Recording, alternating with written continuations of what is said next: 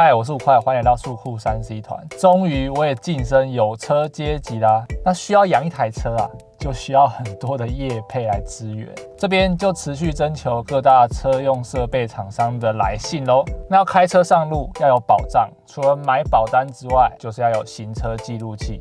今天呢，就是要来开箱这个小米行车记录器2，到底1000多块的行车记录器用起来怎么样？我们继续看下去。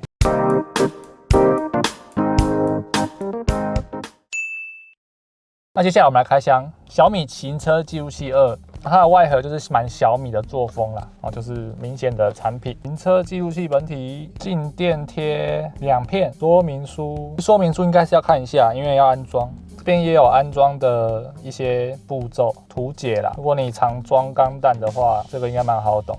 然后再来这是耐热胶，这边是它的底座，就是你可以直接粘在你的车窗上的，直接卡上去就可以了。这是充电点烟器的充电器，好，这边是很长的充电线，然后这个因为要走线所以很长是正常的。它是 Micro USB to Type A 的充电线，好，这是刚刚的敲棒。如果你要怎么形容这个敲棒，你就找你的副驾驶敲它一下，然后跟他说很棒，就是敲棒。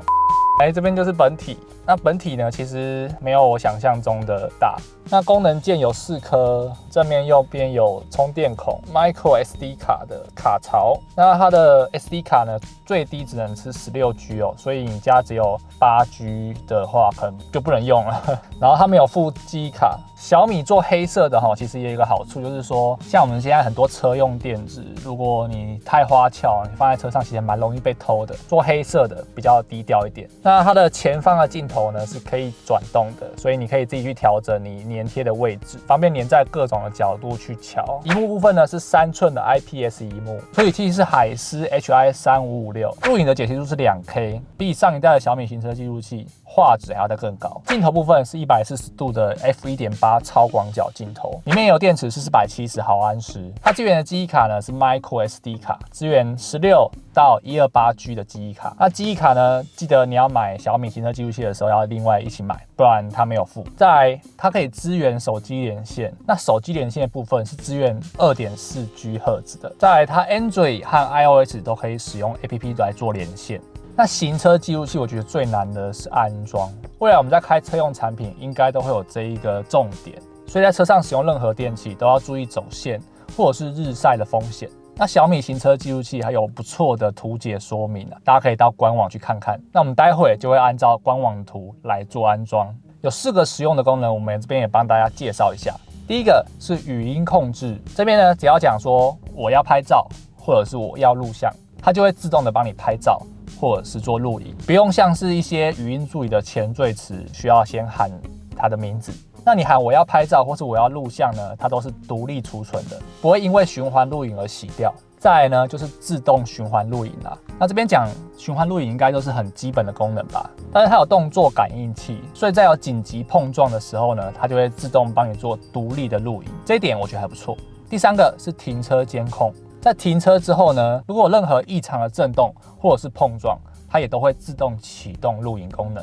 这边你在停车的时候如果有人 A 到你的车，你看到的时候可能已经来不及了，那都已经开走了。那如果有这个功能呢，就很方便了。第4个是 App 连线，那其他的行车记录器，如果你有碰撞或是需要取下影像的时候呢，都需要把 SD 卡拿出来插到电脑里面使用。那它如果 App 功能呢，就可以及时用手机把影像抓到你的手机里面，不一定要 SD 卡插到电脑里才能取得影像。我觉得这个东西也是蛮方便的。那这边也特别说明一下，夜间录影的功能有 3D NDR 的数位降噪，以及 WDR 数位动态技术，它可以做多帧的比对，就能做到在夜间降低杂讯。那接下来就提供行车记录器的拍摄画面给大家参考一下吧。